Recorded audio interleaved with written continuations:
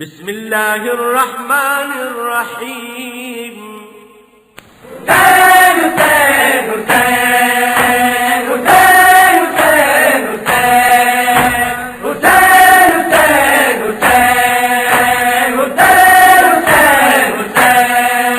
ہم حسینی ہیں دنیا میں پھیلے ہوئے،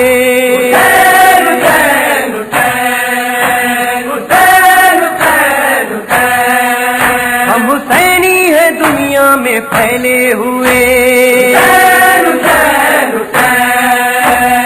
حسینی کیسٹ سینٹر کی سال رواں کی نادر اور نایاب پیشکش، ندیم سرور، عرفان حیدر عابدی، حسن صادق، ساجد حسین، فرحان علی، نقی ذکی، صفدر عباس، اسد آغا، ناصر زیدی اور رضی رضوی کے علاوہ پاکستان کے دیگر مشہور نواخواں اور ہندوستان کے معروف نواخواں حضرات کے پردرد اور پر اثر نوحوں کے کیسٹس ہم سے دستیاب کریں۔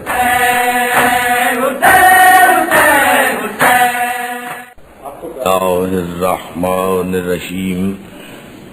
الحمد للہ الذی ہدانا لہذا وما كنا لنهتدي لولا ان هدانا اللہ۔ لقد جاءت رسل ربنا بالحق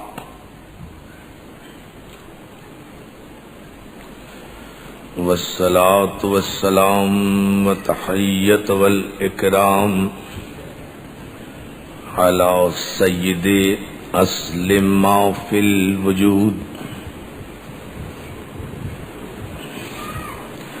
سر اللہ فی کل موجود نقطۃ دائرۃ الوجود صاحب لواء الحمد والمقام المحمود مولانا و مولا الثقلین جد الحسن والحسین ابی القاسم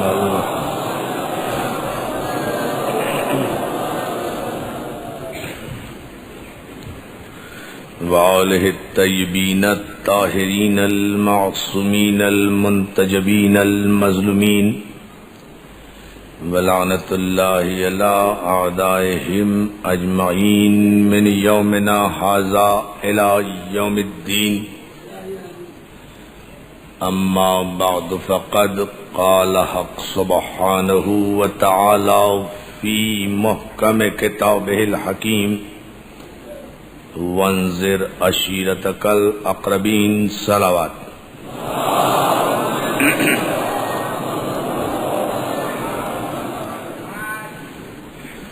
حاضرین گرامی قدر، عزیزان محترم، بارگاہ شہداء کربلا میں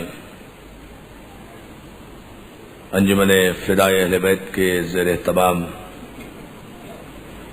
عشرہ محرم کی یہ 30ویں مجلس آپ حضرات کے ذوق ایمانی کی نظر ہے۔ اسلام عشیر سے غدیر تک ہمارا عنوان گفتگو ہے، اور آپ حضرات ماشاءاللہ جس جذبے اور جس ذوق عبادت کے ساتھ ان مجالس میں حاضری دے رہے ہیں، اس کی جزا تو یقیناً آپ حضرات کو بارگاہ خاتون جنت ہی سے ملے گی۔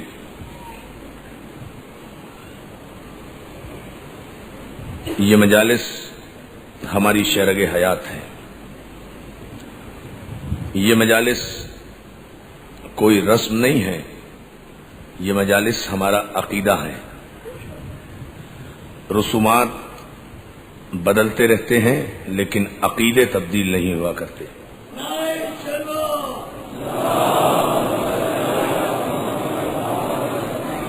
رسم و رواج بدلتے رہتے ہیں لیکن عقائد کبھی تبدیل نہیں ہوا کرتے، اس لیے کہ رسم معاشرے اور سماج کی پیداوار ہوتی ہے، عقیدہ معصوم کے لبوں کی جنبش سے بنتا ہے۔ توجہ ہے نا دوستو؟ عقیدہ مخبر صادق کی خبر سے بنتا ہے، عقیدہ معصوم کے لبوں کی جنبش سے بنتا ہے۔ اسلام میں جتنے بھی عقائد ہیں وہ سب کے سب معصوم کے لبوں کے محتاج ہیں۔ معصوم نے کہا، لوگوں نے مانا، عقیدہ بن گیا۔ بڑی توجہ دوستو، معصوم نے کہا، لوگوں نے تسلیم کیا، صاحبان دل نے تسلیم کیا، صاحبان معرفت نے تسلیم کیا، وہ عقیدہ بن گیا۔ اسلام کے جتنے بھی عقیدے ہیں ان کا تعلق صرف پیغمبر اسلام کی زبان مبارک سے نکلے ہوئے الفاظ سے ہے۔ جو آپ نے کہہ دیا، جو آپ نے فرما دیا، جو آپ نے ارشاد فرمایا، وہ عقیدہ بنتا چلا گیا۔ یہ سب سے بڑا عقیدہ عقیدہ توحید ہے، سب سے بڑا عقیدہ ایمان بالقرآن ہے۔ توحید بڑا عقیدہ، ایمان بالقرآن بہت بڑا عقیدہ، کہ یہاں مسلمان کا ایمان یہ ہے کہ یہ قرآن اللہ کی کتاب ہے۔ بڑی توجہ دوستو، یہ قرآن اللہ کی کتاب ہے۔ اس قرآن کو جبریل لے کر آئے تھے، یہ وہی پیغمبر پر مسلسل 23 برس تک نازل ہوتی رہی۔ جب اسے جمع کیا تو یہ قرآن بن گیا۔ یہ سارے مسلمانوں کا عقیدہ ہے، لیکن کبھی ان مسلمانوں سے اگر کوئی یہ سوال کر لے کہ بھائی یہ قرآن ہے، اسے جبریل لے کر آئے تھے، یہ اللہ کا کلام ہے، یہ وہی ہے، یہ تمہیں کس نے بتایا؟ نہ تم نے فرشتے کو آتا ہوا دیکھا، نہ تم نے وحی کو نازل ہوتے ہوئے دیکھا، نہ تم نے وحی کی خوشبو سونگھی، نہ تم فرشتے کو دیکھ سکتے ہو۔ تم میں اور معصوم میں یہی تو فرق ہے کہ تم فرشتے کو دیکھ نہیں سکتے، تم پہ فرشتہ نازل نہیں ہو سکتا، نازل ہو جائے تو تم زندہ نہیں رہ سکتے۔ توجہ ہے نا؟ انسان کی حیثیت تو یہ ہے نا کہ انسان پر فرشتہ نازل نہیں ہوتا، زندگی میں ایک ہی مرتبہ نازل ہوتا ہے، سانس بھی نہیں لینے دیتا، دم بھی نہیں مارنے دیتا، ایک ہی مرتبہ نازل ہوتا ہے، اپنے ساتھ لے جاتا ہے۔ آپ نے غور نہیں کیا اس جملے پر؟ یہ انسان کی حیثیت ہے، یہ بشر کی حیثیت ہے، یہ بشر کی حیثیت ہے، اور یہ بشر جو ایک مرتبہ بھی نزول ملک کو برداشت نہیں کر سکتا۔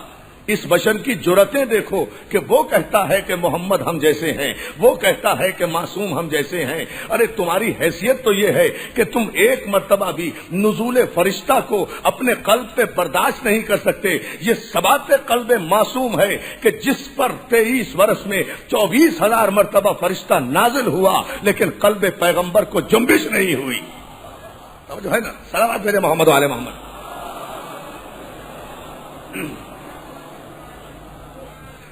یہ فرق ہے عزیزان محترم، معصوم کا قلب ہی اور ہوتا ہے، معصوم کی تخلیق ہی اور ہوتی ہے، معصوم کا ثبات قلب ہی اور ہوتا ہے۔ یہ انسان کی حیثیت ہے۔ بہرحال یہ طے ہے دوستو کہ کسی صحابی نے، کسی بزم رسالت میں بیٹھنے والے نے کبھی بھی کسی فرشتے کو نہیں دیکھا، جبریل کو نہیں دیکھا کہ جبریل اب یہ آیت لے کر آئے، اب یہ سورت لے کر آئے۔ جبریل پورا قرآن لے کر آئے ہیں پیغمبر اسلام کے پاس، لیکن کسی بیٹھنے والے کو یہ پتہ نہیں چلا کہ جبریل کس وقت آئے تھے۔ تابع نظارہ ہی نہیں ہے، کسی امتی کی مجال ہی نہیں ہے کہ وہ فرشتے کے نور کا اندازہ کر سکے، فرشتوں کو دیکھ سکے۔ جبریل کی آمد کا کسی کو پتہ نہیں ہوتا تھا۔ یہ تو جب جبریل آ کر چلے جاتے تھے اور پیغمبر فرمایا کرتے تھے کہ ابھی فرشتہ آیا تھا، مجھ پر وہ یہ وحی لے کر آیا ہے، یہ آیت لے کر آیا ہے۔ جب پیغمبر فرماتے تھے تو مسلمانوں کو پتہ چلتا تھا کہ وحی آئی ہے، مسلمانوں کو پتہ چلتا تھا کہ آیت آئی ہے۔ تو اعتبار کس پر کیا؟ مسلمانوں اعتبار پہلے قرآن پر نہیں کیا، اعتبار کیا وارث قرآن پر۔ محمد نے کہا کہ یہ قرآن ہے۔ یا علی توجہ فرمائے جان محترم۔ دیکھیں میں یہاں سے دعوت ذوالشیرہ کی طرف واپس چلا جاؤں گا، اس تمہید پر آپ توجہ فرما لیں۔ بھائی پیغمبر اسلام نے کہا نا کہ یہ قرآن ہے، یا کہنے دیں بارگاہ شہداء کربلا سے، اس تاریخی اجتماع سے، اس منبر کے صدقے میں ہمیں یہ کہنے کی اجازت دو، یہ تم جو کہتے ہو کہ قرآن کافی ہے، قرآن کافی ہے، قرآن سے ہدایت لیں گے، قرآن ضابطۂ حیات ہے۔ بھائی یہ قرآن ہے، اس قرآن نے نہیں بتایا کہ یہ محمد ہے، محمد نے بتایا کہ یہ قرآن ہے۔ توجہ ہے نا؟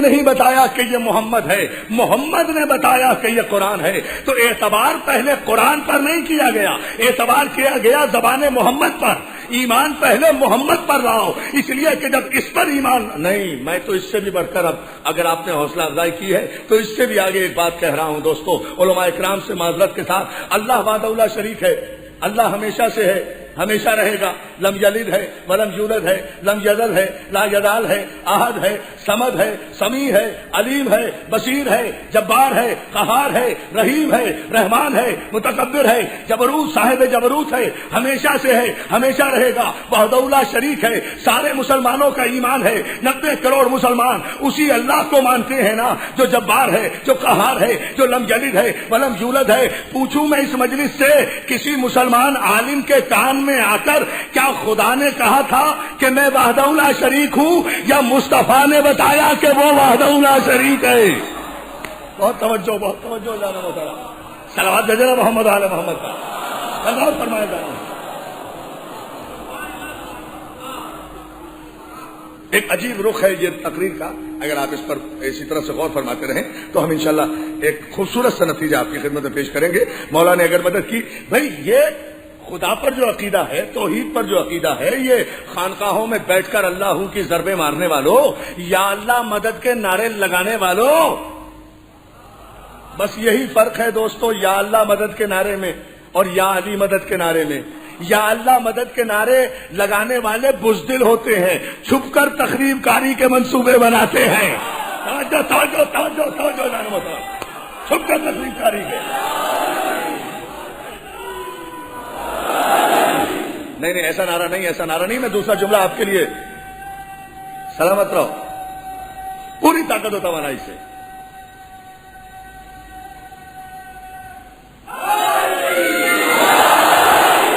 جو ہے نا اعلان محترم، مولا آپ کو سلامت رکھے۔ یا اللہ مدد کہنے والے چھپ کر تخریب کاری کے منصوبے بناتے ہیں، مٹھائی کے ڈبوں میں بم لے جا کر رکھ دیتے ہیں، کس لیے رکھ دیتے ہیں؟ چھپ کر رکھ دیتے ہیں۔ بس یہی فرق ہے یا اللہ مدد والوں میں اور یا علی مدد والوں میں۔ یا اللہ مدد والے یا علی مدد والوں کو چھپ کر مارنا چاہتے ہیں، یا علی مدد والے ہمیشہ میدان میں للکارنا جانتے ہیں، میدان میں آ کر کہنا چاہتے ہیں بہادر ہو تو سامنے آؤ۔ یہ کس اور جو ہے صلوات بھیجے محمد آل محمد پر۔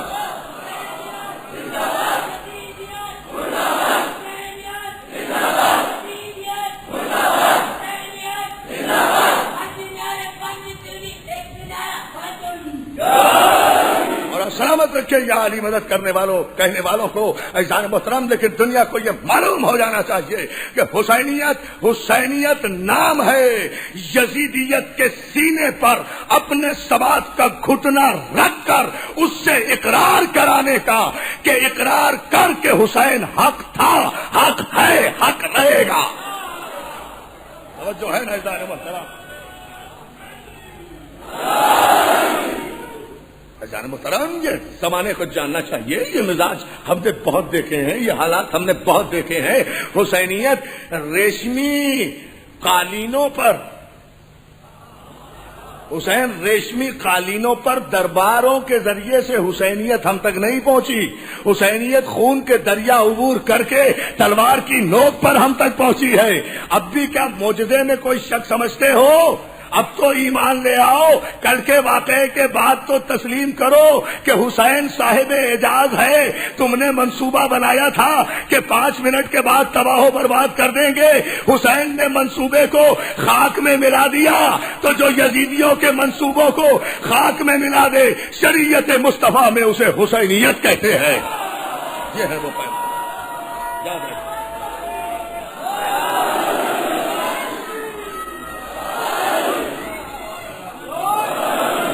صلوات بھیجے بابا سے بلند محمد علیہ محمد۔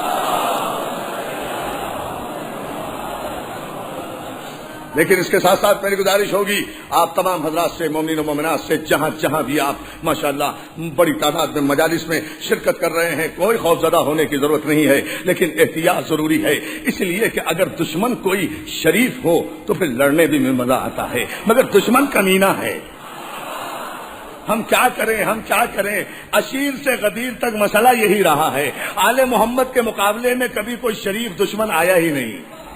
شریف دشمن ہمیں بھی اچھا لگتا ہے. ہائے ہائے ہائے ہائے توجہ کریں. شریف دشمن ہونا کوئی خاندانی دشمن ہو ہمیں بھی مزہ آتا ہے.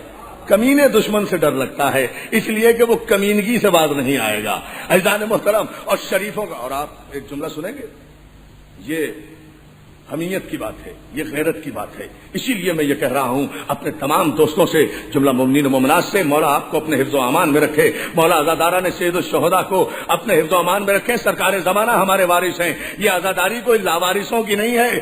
دنیا تو لاوارثوں کے یوم مناتی ہے. توجہ توجہ توجہ توجہ توجہ توجہ. دنیا لاوارثوں کے یوم مناتی ہے جن کا کوئی وارث نہیں ہے، لیکن ہم حسین کا غم مناتے ہیں تو حسین کا وارث تھا نہیں ہے. اس صفحے ادا کا وارث ہے، اس منبر کا وارث ہے، اس محراب کا وارث ہے، اس مجلس کا وارث ہے، اور وہ وارث ہے جو پس پردہ بیٹھ کر بھی کائنات کے سارے نظام کو چلا رہا ہے. ہمارا امام بے اختیار نہیں ہے، با اختیار ہے.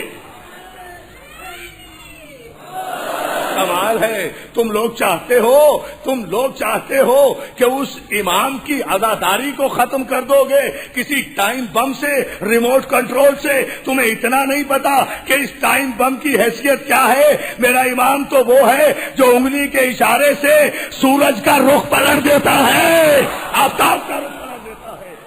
جہاں سے ساری توانائی لیتے ہو. صلوات بھیجنا محمد و آل محمد.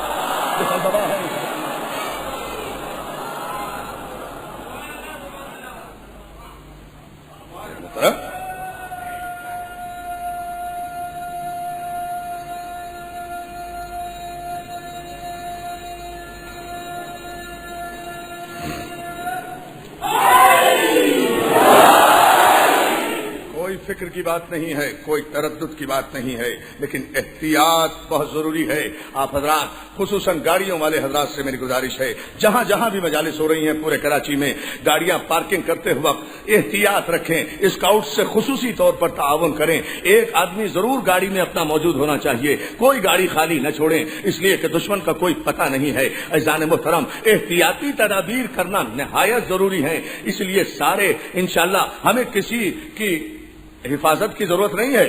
ہم حکومت سے کوئی مطالبہ نہیں کر رہے کہ ہماری مجلسوں کو تحفظ دو. حکومت خود اپنے آپ کی حفاظت کرے، یہ بہت بڑی بات ہے. توجہ ہے نا. جو خود غیر محفوظ ہوں وہ ہماری حفاظت کیا کریں گے؟ ہمیں ان سے کوئی مطالبہ نہیں کرنا، ان سے کوئی گزارش نہیں کرنی. ہم اپنی حفاظت کرنا خود جانتے ہیں. ہمیں پتا ہے کہ زندہ رہنے کے آداب کیا ہیں، ہمیں پتا ہے کہ مرنے کے سلیقے کیا ہیں. توجہ ہے نا جانے محترم. ہمیں پتا ہے، ہمارے بچوں کو بھی پتا ہے کہ مرنے کے سلیقے کیا ہیں، زندہ رہنے کے آداب کیا ہیں. زندہ رہو تو کس طرح سے، جان دو تو کس طرح سے. لیکن اس کے ساتھ ساتھ بار بار میری گزارش یہ ہوگی کہ جہاں جہاں بھی ان منتظمین، ہمارے مجالس کے جتنے بھی منتظمین ہیں، جہاں جہاں بھی ہماری مرکزی چھوٹی بڑی جتنے بھی جہاں بھی مجالس ہو رہی ہیں، سب کو اب منتظمین کی ذمہ داری ہے کہ وہ مومنین و مومنات خصوصاً مومنات کے تحفظ کی پوری ذمہ داری لیں. اس لیے کہ کوئی بھی خوش ناخوشگوار واقعہ اگر پیش آ جاتا ہے تو ہم مرنے سے نہیں ڈرتے، مگر دشمن کی چال کامیاب ہو جائے گی. دشمن یہ سمجھے گا کہ ہم نے عزاداری میں رکھنا ڈال دیا. دشمن تو یہی چاہتا ہے نا کہ وہ کسی بہانے سے عزاداری میں رکھنا ڈالے. اور ہم دنیا کو یہ بتانا چاہتے ہیں کہ قدم حسین کی جانب بڑھائے جائیں گے، زمانہ ساتھ ہمارے چلے چلے نہ چلے. صلوات میرے بابا بلال محمد علیہ وسلم. میں آپ کی خدمت میں عرض کر رہا تھا کہ یہ ملت مسلمہ کے علماء سے یہ پوچھو کہ یہ اللہ وحدہ لا شریک ہے، یہ اللہ وحدہ لا شریک ہے، یہ کس نے بتایا؟ وہ لم یلد ہے ولم یولد ہے، یہ کس نے بتایا؟ وہ ہمیشہ سے ہے، ہمیشہ رہے گا، یہ کس نے بتایا؟ وہ سمیع و علیم ہے. کیا خدا کسی کے پاس آیا معاذ اللہ؟ نہیں.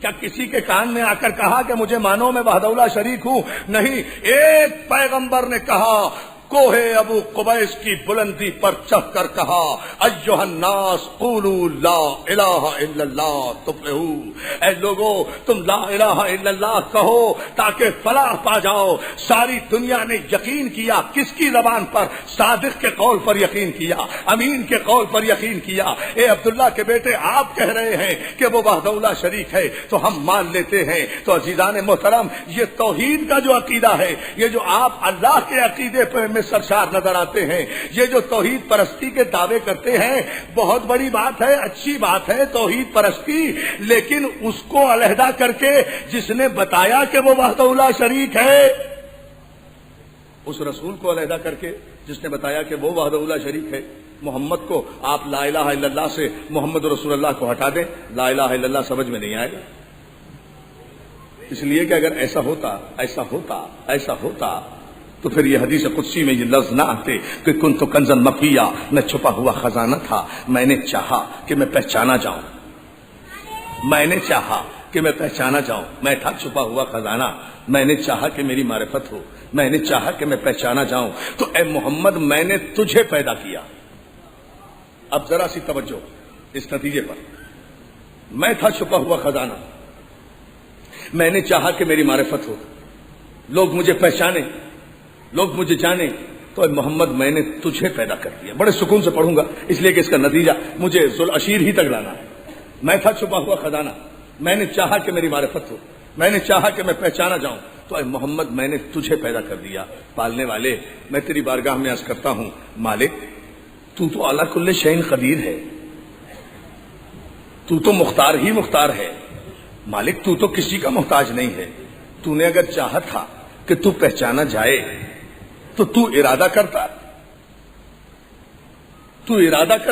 ساری کائنات تجھے پہچاننے لگتی، ہر دل میں اپنی معرفت ڈال دیتا، پالنے والے اگر تو نے چاہا تھا کہ تو پہچانا جائے تو تجھے کون روک سکتا تھا پہچانے جانے سے؟ تو ارادہ کرتا، تیرے ہی تو بندے تھے، تو نے ہی تو بنائے تھے ان کے دل و دماغ، ان کے دلوں میں اپنی معرفت، اپنی پہچان، اپنی شناخت، اپنی محبت، اپنا اقرار ڈال دیتا۔ پالنے والے، تو نے چاہا کہ تو پہچانا جائے تو تو نے محمد مصطفیٰ کو وسیلہ کیوں بنایا؟ مولانا دیکھیں یہ عجیب جملہ ہے، پالنے والے تو اعلیٰ کل شیء قدیر ہے، تو قدرت کاملہ کا مالک ہے، تو رب محمد بھی ہے، رب علی بھی ہے، تو محمد کا بھی رب ہے، علی کا بھی رب ہے میرے مالک۔ تو نے چاہا تھا کہ تو پہچانا جائے تو مالک تو ارادہ کرتا، لوگ تجھے پہچاننے لگتے، تو نے محمد عربی کو وسیلہ کیوں بنایا؟ بندوں تک پہنچنے کے لیے۔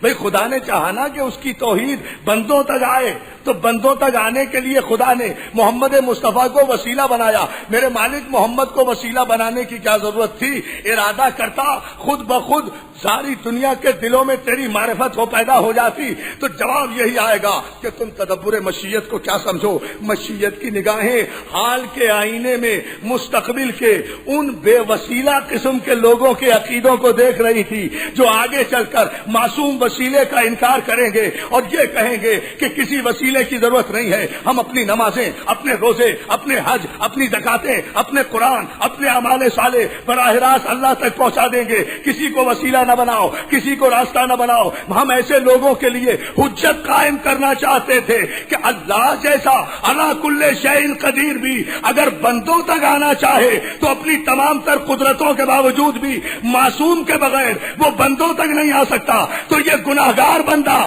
بغیر کسی معصوم کے اللہ تک کیسے چلا جائے گا؟ توجہ ہے نا جانا محترم؟ صلوات میرے بابا سے بلند۔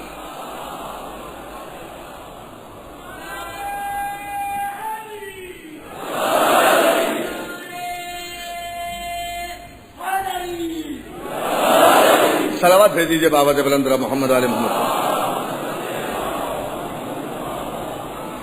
ہے نا توجہ جانا محترم؟ یہ وہ کلیہ ہے۔ میں چھپا ہوا خزانہ تھا حبیب، میں نے چاہا کہ میں پہچانا جاؤں، میں نے چاہا کہ لوگ مجھے پہچانے، تو میرے حبیب میں نے تجھے پیدا کر دیا، میں نے تجھے پیدا کیا۔ کیسا پیدا کیا؟ ظاہر اپنی معرفت کے لیے پیدا کیا تھا، اتنا مکمل بنا کر پیدا کیا۔ حبیب میں نے تجھے اتنا کامل و اکمل بنایا، اب ایک جملہ ہے، قدر آپ کیجئے گا اس جملے کی، اس میں میں کوئی خطابت نہیں دکھا سکتا، لیکن خوبصورت جملہ بارگاہ رسالت میں نظر کر رہا ہوں ادب کے ساتھ۔ میں نے چاہا کہ میں پہچانا جاؤں تو محمد میں نے تجھے پیدا کر دیا۔ تو اللہ نے جب اپنی معرفت کے لیے محمد مصطفیٰ کو پیدا کیا ہے تو ہم جیسا نہیں بنایا ہوگا، اپنی معرفت کے لیے پیدا کیا۔ ہمیں دیکھ کر اللہ کی معرفت ہوتی ہے؟ توجہ، جب مولوی کو دیکھ کر اللہ کی معرفت ہوتی ہے؟ مولوی کا چہرہ تو رات میں اگر کوئی دیکھ لے تو اپنی معرفت بھی ختم ہو جائے، ہے نا؟ توجہ ہے نا جان محترم؟ کیا ان چہروں کو دیکھ کر اللہ کی معرفت ہوتی ہے؟ اللہ کہتا ہے میں نے چاہا کہ میں پہچانا جاؤں، لوگ میری معرفت حاصل کریں، تو محمد میں نے تجھے پیدا کر دیا۔ تو دوستو بارگاہ رسالت میں نظر کر رہا ہوں آپ سب کے حوالے سے شفاعت کی التجا کرتے ہوئے کہ پھر اللہ نے محمد رسول اللہ کو اتنا کامل و اکمل بنایا۔ حبیب میں نے تجھے اتنا مکمل بنایا ہے، ہر رخ سے، صورت میں، سیرت میں، حلم میں، علم میں، صداقت میں، طہارت میں، سیادت میں، نجابت میں نے تجھے اتنا مکمل، کامل اور اکمل بنایا ہے۔ چونکہ میں چاہتا ہوں کہ میں پہچانا جاؤں تو اتنا مکمل بنایا ہے کہ لوگ دیکھیں تجھے، مانے مجھے۔ بھائی بہت توجہ جانے محترم، صلوات بھیجے محمد آل محمد پر۔ لوگ، بہت شکر گزار ہوں آپ کی توجہات پر، لوگ دیکھیں تجھے، مانے مجھے۔ میں تھا چھپا ہوا خزانہ، میں نے چاہا کہ میں پہچانا جاؤں۔ تو پیغمبر اسلام کی بعثت کا مقصد کیا ہوا؟ اللہ کی پہچان، اللہ کی معرفت۔ بہت توجہ دوستو، اللہ کی معرفت۔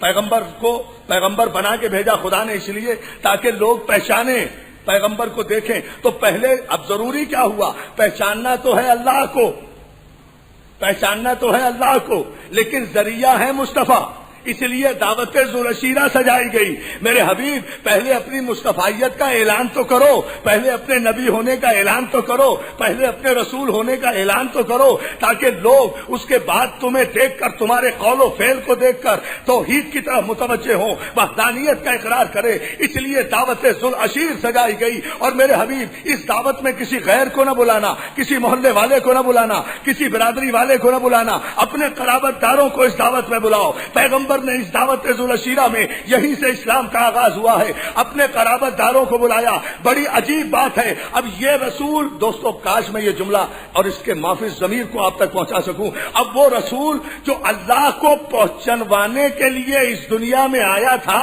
وہ ذوالعشیرہ میں کھڑے ہوئے اپنی تصدیق چاہتا ہے، اپنی تائید چاہتا ہے۔ میں آیا ہوں اللہ کو پہچنوانے کے لیے، کوئی ہے جو مجھے پہچانے؟ نہیں، ابھی آپ نے غور نہیں کیا اس پر، پھر غور کر لیں۔ یہ دیکھیں نا، رسول تو آئے ہیں اللہ کو پہچانوانے کے لیے، معرفت الہی کے لیے رسول آئے ہیں۔ اب ضروری تو پہلے تو یہ ہے نا کہ کوئی رسول کو پہچاننے والا ہو۔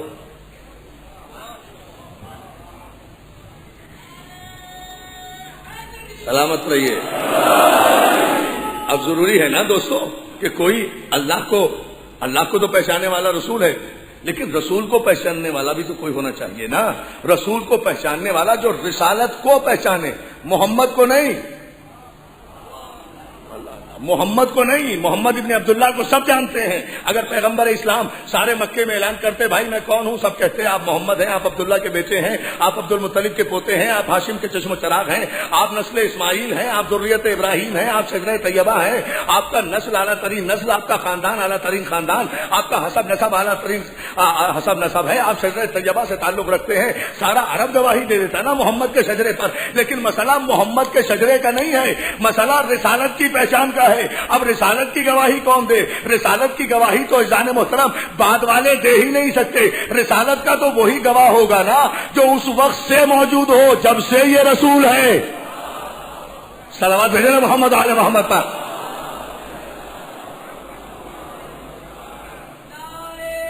یہ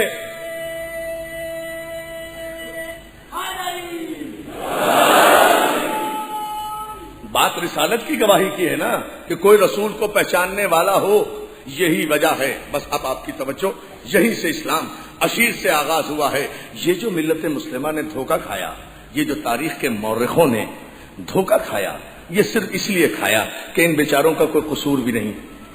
یہ تو پیدا ہوئے کافر، پلے کافر، بڑھے کافر، بچپن کافر، لڑکپن کافر، جوانی کافر. اعلان رسالت کے بعد مسلمان ہوئے نا، انہیں کیا پتا رسالت کب سے ہے. دیکھیے نا بھئی، تاریخ کا مورخ ہو یا راوی ہو، محدث ہو یا روایت بیان کرنے والا ہو، اسے کیا پتا بیچارے کو کہ رسالت کب سے ہے. اس لیے اس نے تو لکھ دیا کہ صاحب وہ 40 برس تک رسول نہیں تھے اور 40 برس کے بعد اعلان رسالت فرمایا. ظاہر ہے وہ یہی لکھے گا بھئی، اس کی پیدائشی مجبوری ہے، وہ بھی تو 40 برس تک مسلمان نہیں تھا نا. تاریخ کا واقعہ ہے نا دوستو.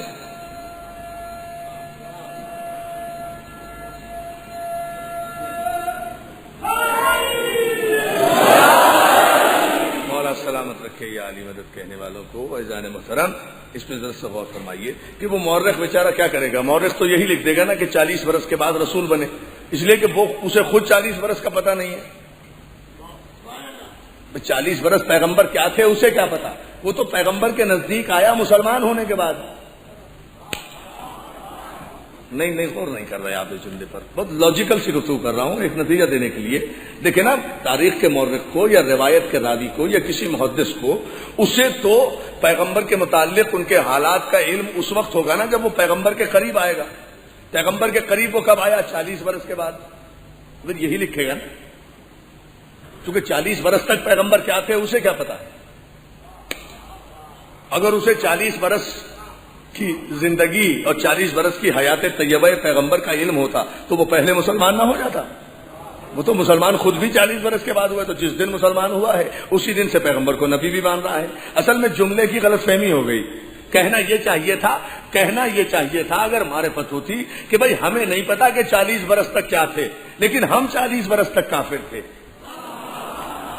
بہت توجہ صلوات دے محمد علی محمد پر. ہم 40 برس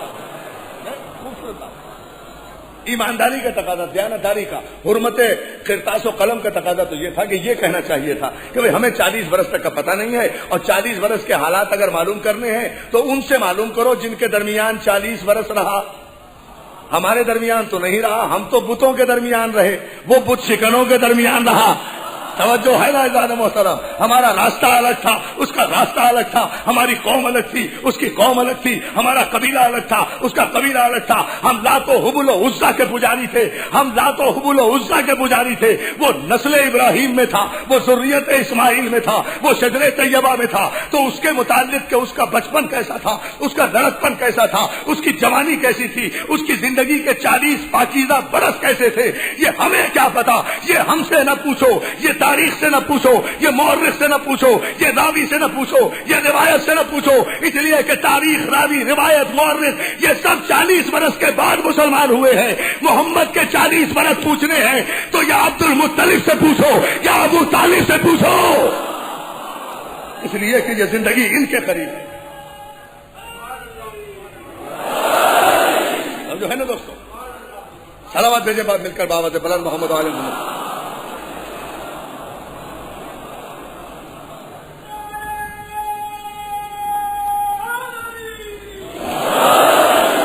پیغمبر اسلام کی جو 40 برس کی زندگی ہے اور آپ کی حیات طیبہ ہے، یہ تو ان سے پوچھو جن کے درمیان یہ 40 برس گزارے. یہ ابو طالب سے پوچھو. خدا کی قسم اگر ابو طالب سے پوچھتے تو 15 برس کی عمر ہے. ایک جملہ یاد آیا، 15 برس کی عمر ہے.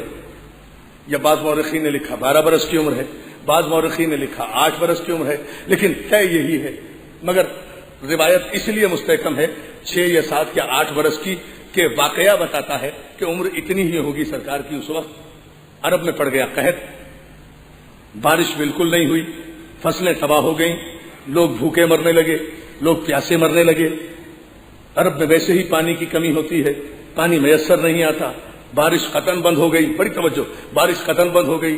جب لوگوں کے بھیڑیں اور ان کے ڈنگر اور ڈھور اور یہ سب مرنے لگے، فاقوں کی نوبت آ گئی. توجہ عزیزان محترم، فاقوں کی نوبت آ گئی تو سارے صنادید قریش، سارے عرب کے سردار اکٹھے ہو کر سرکار ابو طالب کی خدمت میں حاضر ہوئے ہیں.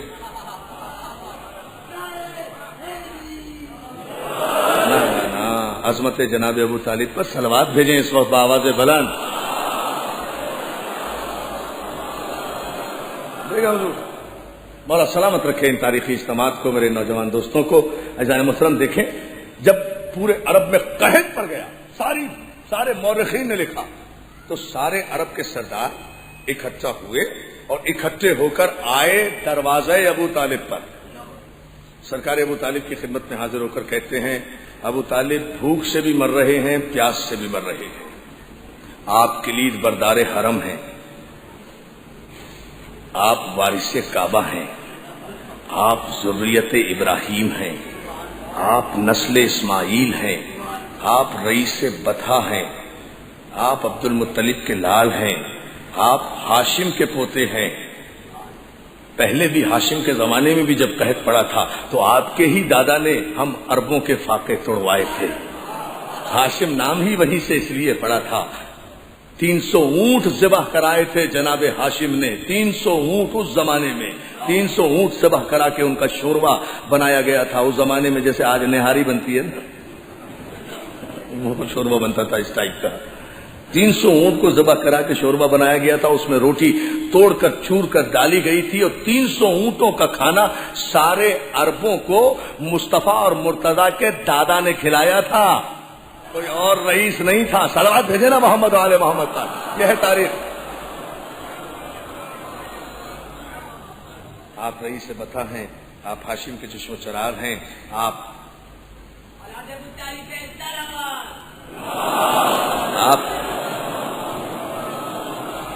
ابو طالب، آپ ایسا کریں کہ آپ اس قحط سے ہماری جان چھڑائیں، یہ عذاب ہم سے چلے، دعا کریں کہ باران رحمت آئے، بارش ہو۔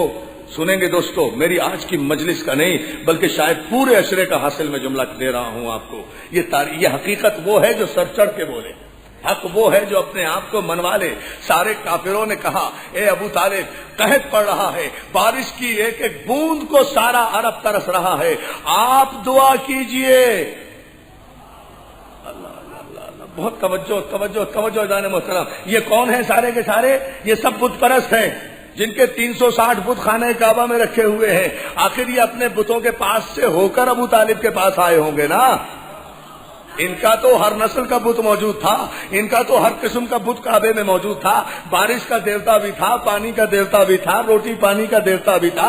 آخر پہلے اس سے گڑ گڑائے ہوں گے، وہاں سے مایوس ہو کر ابو طالب کے پاس آئے، ایک فیصلہ کن جملہ، ابو طالب کے پاس آئے ہوں گے، آ کر کہتے ہیں آپ دعا کیجئے کہ خدا، آپ دعا کیجئے کہ بارش ہو۔ خدا کا تو کوئی تصور نہیں تھا ان کے یہاں۔ آپ دعا کیجئے کہ ابر رحمت آئے، آپ دعا کیجئے کہ ابر رحمت آئے۔ اے سیرت نگارو، تم کیا جانو؟ تم تو یہی لکھو گے کہ 40 برس کے بعد نبی بنے۔ سرکار ابو طالب نے اتنا سنا، کہا تم یہیں ٹھہرو، میں ابھی آتا ہوں۔ تھوڑی دیر کے بعد سرکار بیت الشرف سے باہر آئے تو سرکار محمد مصطفیٰ کو اپنے کاندھے پر بٹھائے ہوئے، صلوات بھیجے محمد۔ اب دیکھیں فیصلہ آئے سرکار مولا، مجھے طاقت دے میں یہ جملہ ادا کر دوں۔ سرکار محمد مصطفیٰ کو اپنے کاندھے پر بٹھائے ہوئے آئے، اپنے کاندھے پر 7 یا 8 برس کی عمر ہے۔ اب کاندھے پر بٹھانا اس عمر کا تعین کر رہا ہے نا کہ 15 برس کی عمر نہیں ہوگی، 12 برس کی عمر نہیں ہوگی، 7 یا 8 برس کی عمر ہوگی۔ جناب ابو طالب نے رسالت کو اپنے کاندھے پر بٹھایا۔ عزیزان محترم، یہاں ایک تردید اور ہو جاتی ہے۔ یہ جو تاریخ کا جاہل مورخ لکھتا ہے نا کہ خانہ کعبہ میں اس لیے علی کو کاندھے پر چڑھا لیا تھا کہ علی بار رسالت برداشت نہیں کر سکتے تھے۔ ارے بار رسالت برداشت کرنے کی بات نہیں تھی۔ اگر علی کا باپ ابو طالب 8 برس کی رسالت کا بوجھ اٹھا سکتا ہے تو علی بوجھ کیوں نہیں اٹھا سکتے؟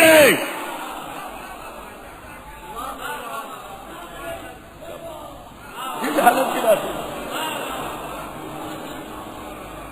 یہ لوگ ایسے لکھ دیتے ہیں صاحب چونکہ بار رسالت نہیں اٹھا سکتے تھے علی، اس لیے علی کو کاندھے پہ سوار کیا۔ کیوں؟ کیا اونٹنی پر نہیں بیٹھے کبھی رسول اللہ؟ اونٹ اٹھا سکتا ہے رسول کا بار، اور خیبر کو انگلیوں پہ اٹھانے والا نہیں اٹھا سکتا۔ صلوات بھیجنا محمد آل محمد پر۔ اصلاح کرو تاریخ کی، کہاں کہاں نوجوانوں کو کنفیوژن میں مبتلا کر رہے ہو۔ ایسی صورتحال نہیں ہے، بلکہ پیغمبر چاہتے یہ تھے کہ اس لیے کیوں کیوں علی کو کاندھے پہ بلند کیا تھا؟ اس لیے کہ پیغمبر چاہتے یہی تھے کہ آج علی کاندھے پر بلند ہو، اس لیے کہ فتح مکہ کے بعد بت شکنی ہوئی ہے نا، فتح مکہ ہے اسلام کی آخری فتح، تو ظاہر ہے عدل رسالت کا تقاضا تھا کہ آخری فتح تو پہلی فتح کے نتیجے میں ہوئی ہے نا، اگر پہلی جنگ ہی فتح نہ ہوتی تو آخری جنگ کی نوبت کہاں تک آتی؟ عدل رسالت کا تقاضا تھا۔ اے دعوت ذوالعشیرہ میں اپنے وعدے کو نبھانے والے، تو نے کہا تھا کہ I will help you, I will obey you, I will break down the bones of your enemies, میں آپ کے دشمنوں کی ہڈیاں توڑ دوں گا۔ یا علی تجھے زیب دیتا ہے کہ تو بتوں کی ہڈیاں توڑ دے، اس لیے کہ یہ ساری فتح تیرے سر ہے۔ سلامت رہو۔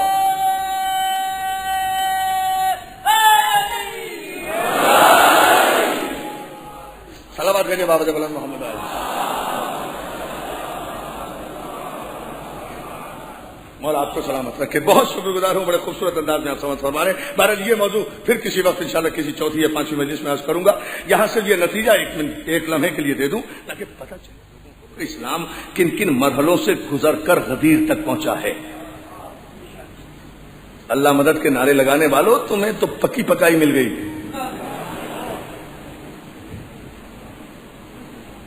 دیکھو اسلام کتنے زلزلوں سے گزرا ہے، کتنی قیامتوں سے گزرا ہے، تب کہیں اسلام اس منزل تک آیا ہے۔ توجہ ہے نا جان محترم؟ سرکار ابو طالب نے محمد مصطفیٰ کو اپنے کاندھے پر بٹھایا، آئے تھے کس کے پاس؟ کافر ابو طالب کے پاس۔ کافر آئے ابو طالب کے پاس، ابو طالب گئے محمد مصطفیٰ کے پاس، اس لیے کہ مسئلہ ابر رحمت کا تھا، مصطفیٰ رحمت للعالمین تھا۔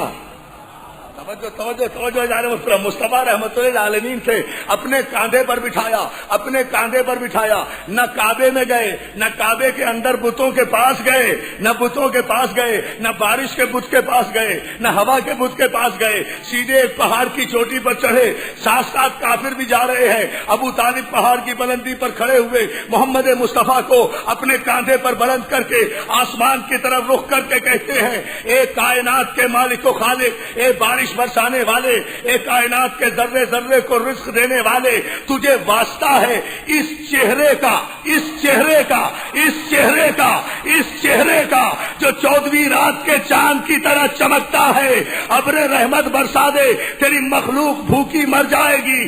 ابھی ابو طالب کی دعا پوری نہیں ہوئی تھی کہ ابر رحمت جھوم جھوم کر آیا، چل گرج کر برسا، جل تھل ہو گیا سارا عرب۔ یہ پہلا معجزہ تھا۔ 8 برس کی عمر میں ابو طالب نے تصدیق کی کہ یہ محمد نہیں ہے، رسول ہے۔ توجہ ہے نا ظالموں طرف؟ ہاں میں قربان جاؤں۔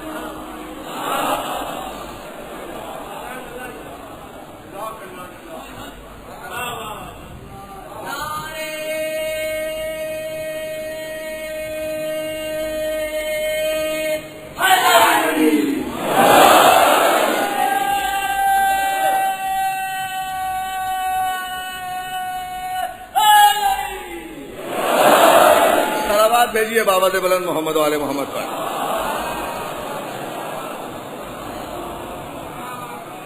آٹھ برس کی عمر میں ابو طالب کا عقیدہ دیکھو۔ اب پتہ چلا یہ مسئلہ کیا ہے۔ مسئلہ یہی ہے، آئے تھے کافر کہ بارش کی دعا کی جائے۔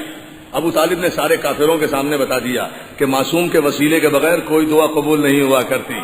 وسیلہ کسے بنایا؟ 14ویں رات کے چاند کو وسیلہ بنایا، اس چہرے کو وسیلہ بنایا جو 14ویں رات کے چاند کی طرح چمکتا ہے۔ عزیزان محترم، وسیلہ بنایا، کسی بت سے سفارش نہیں کی، لات و حبل کے پاس نہیں گئے، اللہ سے خطاب کیا، وسیلہ محمد کو بنایا۔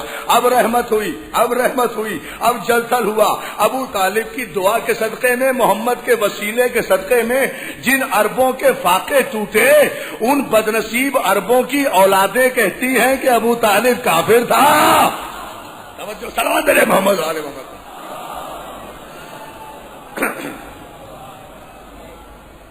توجہ ہے نا جان محترم؟ تو قحط زندگی سے، قحط حیات سے اگر نجات چاہتے ہو تو اسلام کی ابتدا کو سمجھو. کل کی مجلس میں انشاءاللہ عرض کروں گا آپ کی خدمت میں کہ اسلام کن کن مرحلوں سے گزرا ہے، اور یہاں بھی یہ اسلام کی پہلی دعوت ہے جہاں میں نے کل گفتگو چھوڑی تھی. عزیزان محترم، اس پہلی دعوت میں بھی کوئی نظر نہیں آتا. اگر اس پہلی دعوت کو آپ اٹھا کر دیکھیں گے تو یا ابو طالب نظر آتا ہے یا ابو طالب کا بیٹا علی نظر آتا ہے. اسلام کا آغاز ذوالعشیرہ ہے. اسلام کی تکمیل بزم غدیر ہے. اسلام شروع ہوا عشیر سے، اسلام ختم ہوا غدیر پر. ابتدا عشیر ہے، انتہا غدیر ہے. ابتدا میں بھی کوئی نہیں ہے، انتہا میں بھی کوئی نہیں ہے. ابتدا میں بھی اولاد ابو طالب، انتہا میں بھی اولاد ابو طالب. اور وہاں ایک جملہ رہ گیا تھا کل جو آج عرض کرنا چاہتا ہوں کہ سرکار ابو طالب نے بڑھ کر ابو جہل کو بٹھایا، پیغمبر اسلام کو کھڑا کیا. باپ نے کفر کو بٹھایا، بیٹے نے محمد مصطفیٰ کی تائید کی. اب حدیث کو ریلیٹ کرو علی کی تائید سے. اے محمد، میں نے تجھے اس لیے پیدا کیا کہ لوگ دیکھیں تجھے، پہچانے مجھے. محمد پیدا ہوئے اللہ کی معرفت کے لیے، اللہ کی پہچان محمد کرا رہے ہیں، رسالت کی تصدیق علی کر رہے ہیں. توجہ ہے نا جانا محترم؟ مل کر درود بھیجے محمد والے محمد کا.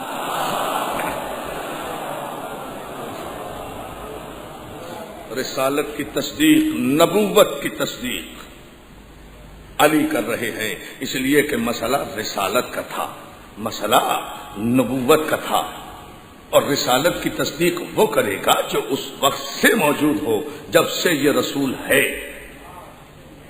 یہ کل کی مجلس میں عرض کروں گا اس کی وضاحت. قرآنی آیات کی روشنی میں یہ بات ثابت ہے، یہ صرف حدیثوں سے ثابت نہیں ہے. یہ ہمارا یہ عقیدہ ہی نہیں ہے کہ علی اس وقت سے ہے، نہیں، یہ حقیقت قرآن ہے کہ جب سے یہ رسول ہے تب سے علی ہے. جبھی تو پیغمبر نے غدیر میں کہا تھا من کنت مولا ہو فہذا علی المولا، جس کا میں مولا اس کا یہ علی مولا. جس کا میں مولا اس کا یہ علی مولا. جیسا میں مولا ویسا علی مولا. جب سے میں مولا تب سے علی مولا. جب تک میں مولا تب تک علی مولا. جب تک میں مولا تب تک علی مولا. ابستر مانیے من کن تو مولا می روی ہر جا. علی مولا بئی مانا کہ پیغمبر بود مولا. یہ مولا کے معنی میں ادھر ادھر کی بحثیں مت کرو، لغتیں مت چھانو. علی مولا بئی مانا کہ پیغمبر بود مولا. علی اسی طرح سے مولا ہے جیسے پیغمبر مولا ہے. بحث اس بات پر نہیں ہے کہ علی کو کون مولا مانتا ہے، بحث ان مجلسوں میں یہ ہے کہ نبی کو کون مولا مانتا ہے. اب دیکھنا صرف یہ ہے کہ نبی کس کس کا مولا ہے. جس کا نبی مولا ہوگا خود بخود اس کا علی مولا ہوگا. جو نبی کو مولا نہیں مانتا اسی کو تو شریعت میں کافر کہا جاتا ہے. فیصلہ خود کرو کہ کافر وہ ہیں کہ جو مولا مانتے ہیں یا کافر وہ ہیں کہ جو مولا نہیں مانتے. جو ہے نا جانا محترم، فیصلہ تو یہاں. صلوات بھیجیے آپ بابا بلند محمد علیہ محمد کا. خیر ذرا اس نتیجے کو آنے دے. ذرا مولا آپ کو سلامت رکھے. انشاءاللہ پھر باقی تفصیل میں عرض کروں گا المحسن میں، پھر رضویہ میں، پھر مارٹن روڈ میں. اس جملے پر ایک لمحہ اور. اچھا محترم، چونکہ تصدیق کی ہے خون ابو طالب نے، باقی سب نے کلمہ پڑھا ہے.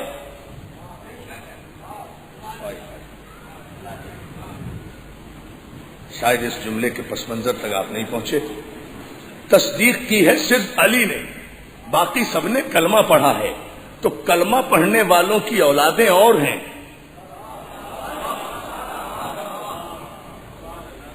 تصدیق کرنے والوں کی اولادیں اور ہیں. جنہوں نے کلمہ پڑھا ہے نا ان کی تو عادت ہے کلمہ پڑھنا.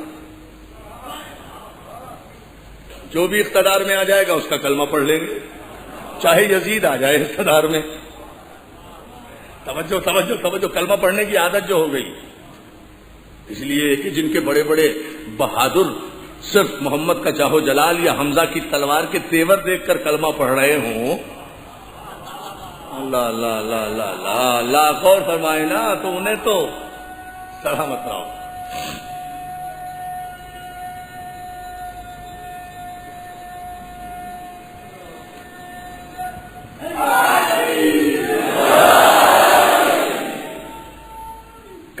پڑھنے والے اور ہیں، تصدیق کرنے والے اور ہیں۔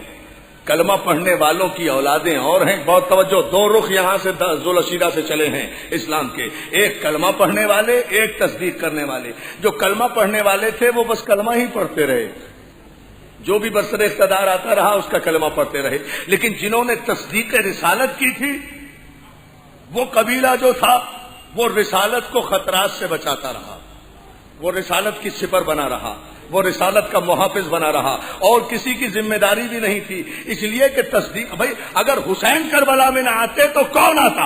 حسین ہی کو آنا تھا نا، اس لیے کہ حسین کے باپ نے تصدیق کی تھی کہ تو رسول ہے۔ توجہ، یزید کے باپ نے تصدیق نہیں کی تھی، معاویہ کے باپ نے تصدیق نہیں کی تھی، حسین کے باپ نے تصدیق کی تھی کہ میں گواہی دیتا ہوں کہ آپ اللہ کے رسول ہیں۔ اور جب اس رسالت کا یزید انکار کر رہا تھا تو سب چپ تھے، اس لیے کہ سب نے صرف کلمہ پڑھا تھا، حسین نے تصدیق کی تھی۔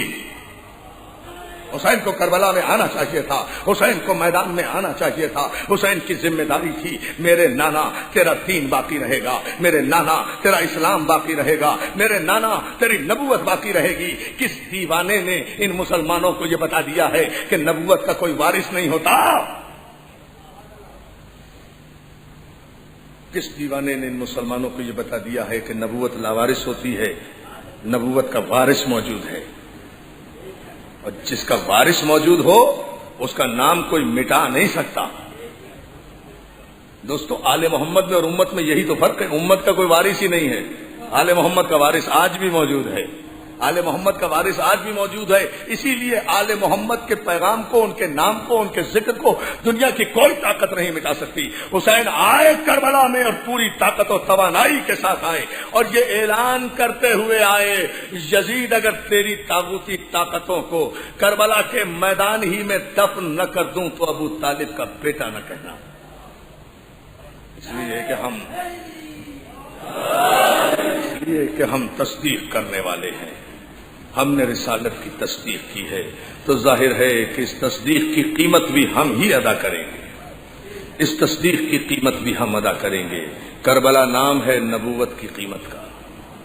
اب اندازہ کریں، ارے نبوت کتنی قیمتی چیز ہے، نبوت اتنی قیمتی ہے کہ حسین کو اپنے اکبر سے زیادہ پیاری ہے نبوت، حسین کو اپنے عباس سے زیادہ پیاری ہے نبوت، حسین کو اپنے اصغر سے زیادہ پیاری ہے نبوت، حسین کو اپنے قاسم سے زیادہ پیاری ہے نبوت، حسین کو اپنے اون محمد سے زیادہ پیاری ہے نبوت، حسین کو اپنے مسلم سے زیادہ پیاری ہے نبوت، حسین کو اپنے حبیب سے زیادہ پیاری ہے نبوت، حسین کو اپنے سعید سے زیادہ پیاری ہے نبوت۔ حسین غم کا معجزہ دیکھنا ہے تو ان بچوں کی آنکھوں میں آنسو دیکھو، یہ بچے بھی آنسوؤں سے رو رہے ہیں، اس لیے کہ ان کی ماؤں نے جب انہیں گود میں دودھ پلایا تھا تو اتنا ضرور کہا، انہوں نے ماؤں کی گود میں ایک نام تو سنا ہوگا، ہائے سکینہ، ہائے علی اصغر۔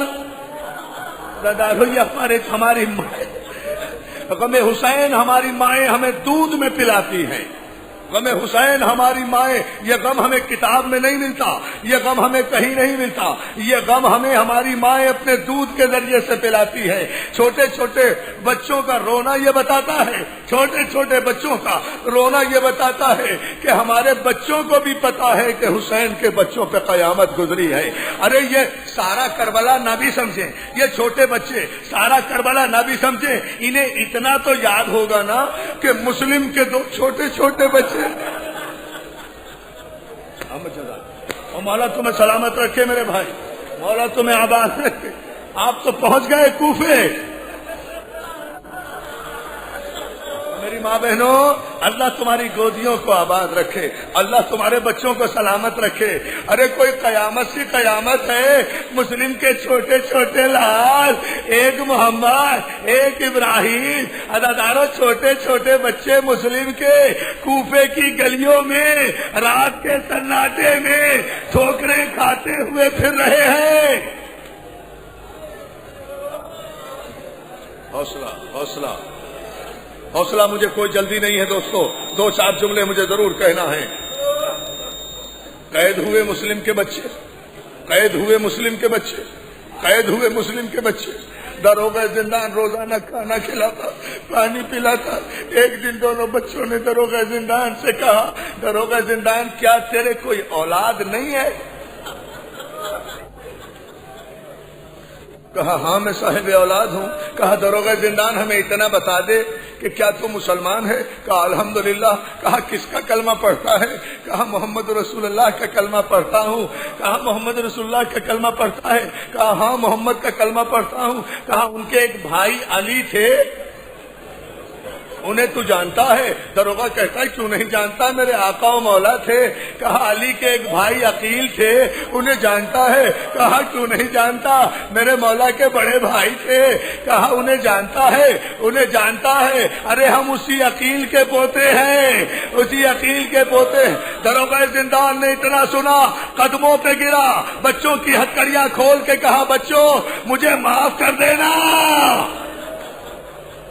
مجھے علم نہیں تھا کہ تم مسلم کے بچے ہو، میں اور تو کچھ نہیں کر سکتا، پورا شوق زمانہ ہے اور تو کچھ نہیں کر سکتا، یہ رات کا وقت ہے، زندان کا دروازہ کھول دیتا ہوں، جہاں چاہے چلے جاؤ۔ بچوں نے کہا تیرا بڑا احسان ہے۔ دروازہ کھل گیا، دو جملے، دروازہ کھلا۔ بچوں نے جب قید خانے سے قدم باہر رکھا تو داروغہ زندان ہاتھوں کو جوڑ کے کہتا ہے بچوں اور کچھ نہیں چاہتا، اپنی دادی زہرا سے میری شکایت نہ کرنا، جدا کرنا۔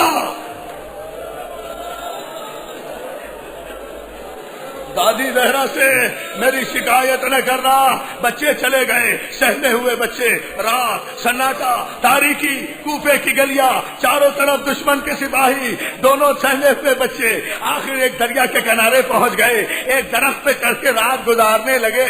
عزادارو آدھی رات صبح کا وقت ہوا کہ ایک عورت دریا پر پانی بھرنے آئی، اس نے جو پانی میں دو چاند سے چہروں کا عکس دیکھا، درخت کے اوپر نظر کی، دیکھا دو چاند کے ٹکڑے گلے میں باہیں ڈالے ہوئے، آخری جملہ گلے میں باہیں ڈالے ہوئے بیٹھے ہوئے ہیں۔ اس عورت نے کہا بچوں نیچے آ جاؤ۔ دونوں بچے کہتے ہیں پہلے تو بتا تو کون ہے؟ کہا کہ تمہیں اس سے کیا ہے، تم نیچے آ جاؤ، میں تمہیں کھانا کھلاؤں گی، میں تمہیں پیار کروں گی۔ پہلی مرتبہ کسی نے محبت سے بات کی، دونوں بچے نیچے آ گئے، بچوں نے تعارف کرایا ہم مسلم ابن عقیل کے یتیم ہیں۔ عورت نے گلے میں باہیں ڈال لی، پیار کیا، میں قربان، اپنے گھر میں لے آئی۔